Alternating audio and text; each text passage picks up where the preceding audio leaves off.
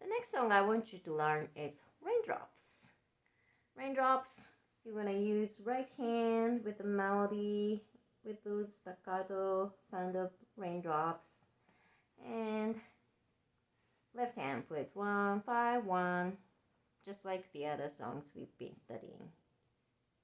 Here,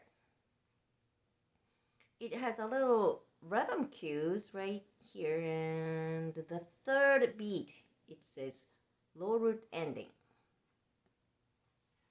I am going to show an example of low root ending.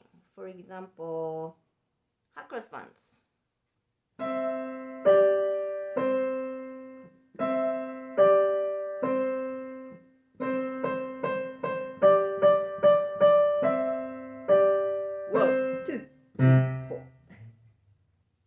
So you're gonna add the root of the chord one octave lower. It can be 2 octaves lower too.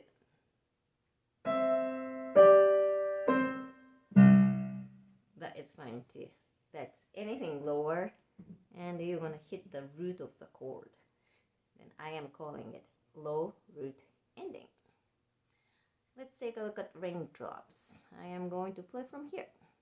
Right hand D, left hand 5 chord.